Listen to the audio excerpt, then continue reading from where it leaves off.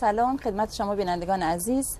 این جلسه آموزش ترانسفر رو سفال رو برای دوستان عزیز میخوام آموزش بدم که خیلی طرفدار داشته، تقاضا داشتن که این ترانسفر آموزش بدیم. منم به تقاضای شما عزیزان سعی کردم که این رو تو این جلسه به شما آموزش رو لازم رو بدم. خیلی ممنون. خواهش میکنم. برای این کار احتیاج به ترانسفر داریم. ترانسفرها به این حالت مثل ورقهای نازک هستن و که ته روشون هست، روی آب میذاریم داخل آب و این برچسب‌ها از روشون جدا میشه. سفال رو ابتدا میتونیم رنگ بزنیم روی سفال رو. بهتر این کار ترانسفر روی سفال زمانی که رنگ خورده باشه بهتر جواب میده.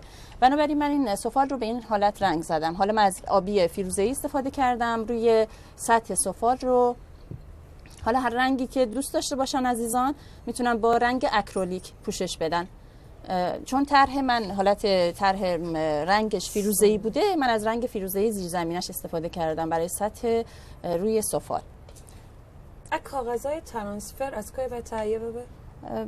فروشگاه هایی که لوازم هنری میفروشن در دسترس هست و قیمتش هم مناسب هست. با یه ورق ترانسفر میتونن چند سری از کارها رو بزرگتر از A4 بله خیلی بزرگتر از A4 هست و حتی میتونن روی شیشه هم از ترانسفر استفاده کنن، نصب کنن. روی سطح سفال رو با رنگ اکریلیک فیروزه‌ای پوشش دادم، بخاطر اینکه طرح هم رنگ فیروزه‌ای بوده و پایش هم میتونن از رنگ اکریلیک طلایی کار بکنن به دلخواه. حالا میتونن از همین رنگ فیروزه‌ای هم بزنن. بعد از این مرحله که رنگ خوش میشه، رنگ‌های اکریلیک هم خیلی زود خوش میشه، در از 5 دقیقه 10 دقیقه اجازه بدن خوش میشه. بعد ما ترانسفرها رو روی سطح سفال نصب می‌کنیم. ترانسفر رو با قیچی برش میدیم. حالا هر اندازه تکه‌ای که خواسته باشیم به این حالت مثل عکس برگردونای قدیم هست که می‌ذاریم توی آب باز میشه. اینا رو داخل آب ولرم قرار میدیم، راحت جدا میشه. چقدر خوب. و چسباندنشون با همین آب خیسی و طری آب. بله با همین آب میتونن دوستان عزیز این رو روی سطح کار نصب کنن. به این شکل ترانسفرها حالت دورو هم داره، از اون سمت هم میتونن نصب کنن. با دست یا با یه پارچه خشک روی سطح کار یا با یه دستمال کاغذی میتونن کاملا این سطح ترانسفر روی سفال کاملا بچسبونید و پیاده کنید. هر قسمت از کار رو که دوست داشته باشن با ترانسفر میتونن این رو به این شکل، بعد از اینکه خشک شد کاملا جذب سفال میشه. حتی با شستشو هم گاهی اوقات مثلا جدا نمیشه. بله. طرح مختلفی هم باید داره نه؟ بله طرح‌های مختلف داره. تمام سطح سفال رو میتونن دوستان عزیز به این حالت با ترانسفر پوشش بدن. ترانسفرها رو داخل آب ولرم قرار بدن. آب خیلی گرم نباشه، امکان داره که ترانسفرها جمع شه. خیلی هم سرد نباشه، سرد باشه مقدار دیرتر جدا میشه ولی دیرتر. پس به این شکل حالت پلاستیکی داره این کار.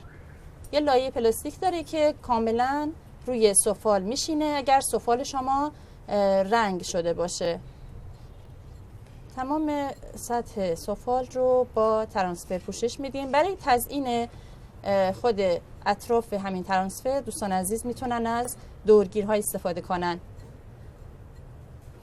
از دورگیرهای اکریلیک یا دورگیری که حالا ساده هم باشه میتونن دوستان عزیز از دورگیر استفاده بکنن. حالا اگر از کار نقطه کاری دوستان آموزش دیده باشن، من اینجا آموزش دادم به دوستان عزیز، از همون تکنیک میتونن استفاده کنن برای کارهای اطراف ترانسفر، یا اینکه از دورگیرهایی که اکریلیک هستن به هر شکلی که حالا با نقطه شد یا لبه های کار رو میتونن با نقطه ها این رو نقطه کاری کنن یا بهش فرم بدن، اطرافش رو به این حالت طرح ایجاد بکنن با دورگیر.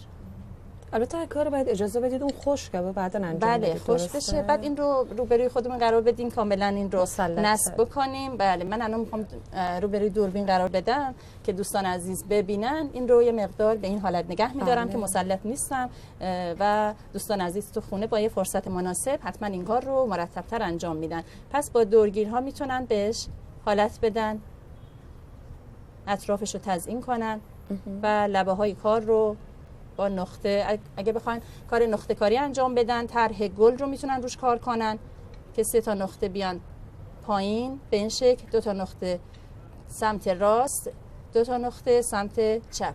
که این گل رو به ما میده. حالا با رنگ‌های دورگیرا رنگ‌های مختلف دارن، با اون دورگیرایی که رنگ‌های متفاوت دارن میتونن کار کنن که من روی این جای شمعی کار کردم. همین کارای نقطه ها رو بعد از اینکه کامل خوش شد به این طریق میتونن سفره 7 سینه‌ی عزیز رو دوستان عزیز میتونن تزیین بکنن و یه کار خیلی مقرون به صرفه هست. از سفال ترانسفر دست خودشونه به هر حال میتونن استفاده بکنن، یک ورق ترانسفر میتونن بگیرن روی سفال کار کنن، یه کار خیلی مناسب رو برای سفره‌های 7 سینه‌شون میتونن آماده بکنن. خیلی عالی.